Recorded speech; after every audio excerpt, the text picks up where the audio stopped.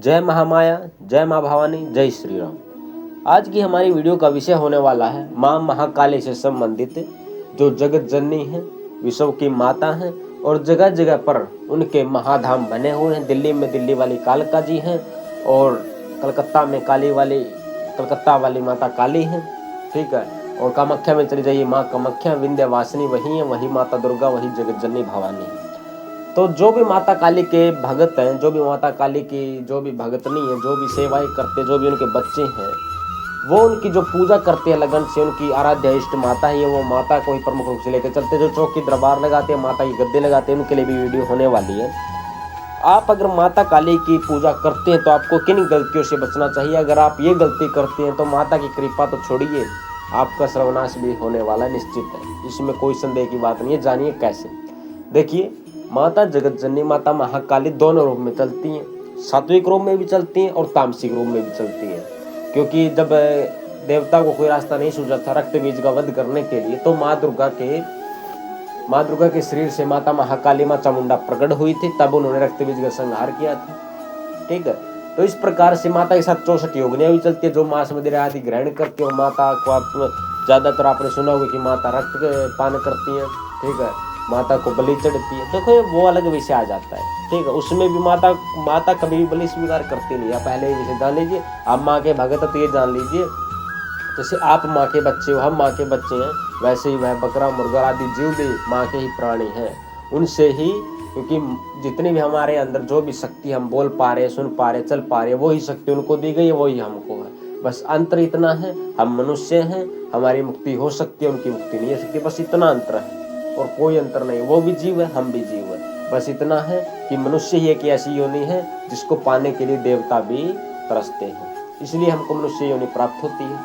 अब बात करते हैं, जो बलि के नाम पर माता को प्रसन्न करना चाहते हैं, उनका कभी उद्धार हो ही नहीं सकता, कभी भी उद्धार नहीं होता। क्योंकि जब आपने एक विषय सुना होगा, माँ छिन्न मस्तिका है, आप निकाल के देख लीजिएगा, गूगल पे उनकी फोटो है, एक यूट्यूब पे निकाल के देख लीजिएगा। माँ कामाख्या का उनका बहुत बड़ा धाम है, माँ कामाख्या विंध्यवासिनी क्षेत्र में। वहां पर जब माँ की 64 योगिनियों ने सभी असुरों का वध कर दिया, लेकिन फिर भी उनकी भूख नहीं मिटी थी, प्यास नहीं बुझी थी, तो वो और खून और रक्त मांगने लग गई थी। तो वो देवताओं को पीछे लग गई थी, देवताओं को मारने के लिए।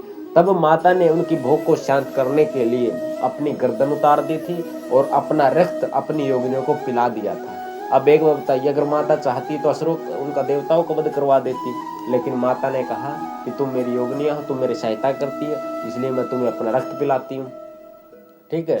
अब माता ने अपना रक्त अपनी योगिनियों को पिला दिया, तो देखिए वो माँ कितनी दयालु है, जो अपने बच्चों को भूखा नहीं रहने देती, अपना रक्त भी खुद पिला देती है अपनी योगिनियों को। और आप सब कहते हो कि माता बलि देती है, ऐसा कुछ भी नहीं है, ठीक है। चलो एक अलग विषय है, उस पर चर्चा होती रहेगी, लेकिन हम चर्चा करने वाले थे किन गलतियों से आप बचेंगे माँ काली की पूजा में। पहली गलती आपकी सबसे बड़ी कि आप जो कहते हो कि माता काली को बलि लगती है, मदिरा लगती है, इन गलतियों से आप बचे, अपने दिमाग से निकाल दीजिए। अगर आप माता के सच्चे भगत हैं तो माँ की पूरी कृपा जाती है, दिमाग अपने निकाल दीजिए, पहली बात। दूसरा, जो सोचते हैं कि माता काली बंधन में आ जाती है, हाँ बिल्कुल बंधन में आ जाती है। अगर आप ये सोच कर चलोगे बंधन में आएंगे तो 100% आएंगे। आप ये विचार रखें कि माता काली कभी हमारी बंधन में नहीं आएंगे, हम महामाया की पूजा करते हैं और नियम परहेज से रहिए। जितना नियम परहेज से रहेंगे उतनी माता की असीम कृपा आप पर बरसेगी। वैसे तो माता की सात्विक और तामसिक दोनों रूप में पूजा होती है। आप सात्विक में पूजेंगे जिसमें आप प्याज लहसुन का भी परहेज करेंगे। जब माता की साधना होगी, नवरात्रि, शिवरात्रि, गुप्त नवरात्रि, जब भी आप माता की साधना करें, माता महाकाली की 9 दिन की, 11 दिन की, 41 दिन की, आप एकदम शुद्ध सात्विक रहेंगे, प्याज लहसुन भी वर्जित कर देंगे, मांस वगैरह तो बहुत दूर की बात है, ठीक है। ये पहली बात। और जब भी आप माता काली को पूजेंगे, साथ में हनुमान जी को अवश्य पूजिए। हनुमान जी महाराज कलयुग के महाराज, उनकी अनंत महिमा, चारों युग में उनका प्रताप है।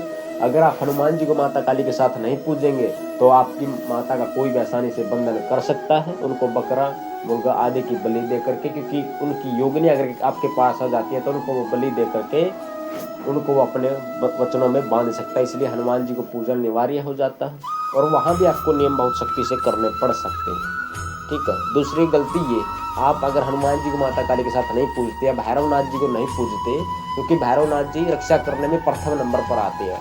वो उनके भोले बाबा का अवतार है भैरव बाबा। उनकी उत्पत्ति इसलिए हुई थी कि वो जो 52 शक्ति पीठ है माता के, उन सभी की रक्षा, और हर हिंदू के घर की रक्षा भैरव बाबा करते ही हैं। और जो भैरव बाबा को और हनुमान जी को एक साथ नहीं पूजता है, और माँ काली को भी पूजना ही पड़ता है, क्योंकि जहाँ पे हनुमान जी हैं वहाँ पर अगर कोई गंदी क्रिया छोड़ देता है तो माता काली हटाती है, अगर माता काली को कोई बांध लेता है तो वहाँ पर हनुमान जी उनके बंधन खोल देते। इस प्रकार से ये शक्ति एक दूसरे का साथ देती है। लेकिन माता काली जगत जननी है, लेकिन इस संसार में अघोर शक्तियाँ, काली शक्तियाँ, अनेक शक्तियाँ जो माता काली को वचनों में बांध लेती है। आपने अनेक कथाओं में देखा होगा, कभी अघोरी बांध लेता है, कभी कोई सामान्य मुस्लिम शक्तियों को ये बंधन में आ जाती है शक्तियाँ। इस प्रकार से हनुमान जी को पूजना बहुत ही अनिवार्य हो जाता है। तो ये हो गया तीसरी गलती से आपको इससे बचना। ठीक, अब भोग में आप कभी भी तामसिक भोग मत दीजिए, ना कभी कबूलिए। ये कभी भी माता ये मन्नत नहीं कहने कि हम आपको ये बकरा मुर्गादी बलि देंगे, नहीं। माँ को नींबू की बलि दे दीजिए। शनिवार को माँ के मंदिर जाइए, उनको काली चुनरी अर्पित करके आइए, पानी वाला नारियल दिए। और माँ को अगर आपका सामर्थ्य है तो माँ को मीठा पान और पेड़ा अवश्य चढ़ाइए हर शनिवार और मंगलवार को। अगर आपका सामर्थ्य इतना नहीं है तो आप माँ को 2 पतासे, 2 लौंग, 2 इलायची, एक कपूर की टिक्की पे जलाकर रख दीजिए। ठीक है, और माँ के मंत्र का जाप कीजिए।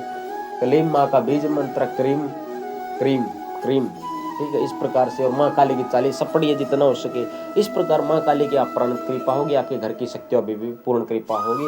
और एक गलती से आप और बचेंगे, अगर आप माँ काली को पूजते हैं तो आप यदि अपने घर की शक्तियों को नहीं पूजते, अपने कुल देवी को नहीं पूजेंगे तो माँ काली की आप कृपा कभी नहीं प्राप्त कर सकते, क्योंकि आपके घर की कुल शक्ति माँ काली से प्रकट हुई है। अगर आप अपने घर की शक्ति को नहीं पूजोगे, माँ काली को पूजते रहोगे तो माँ काली आप पर कभी भी कृपा नहीं करेगी।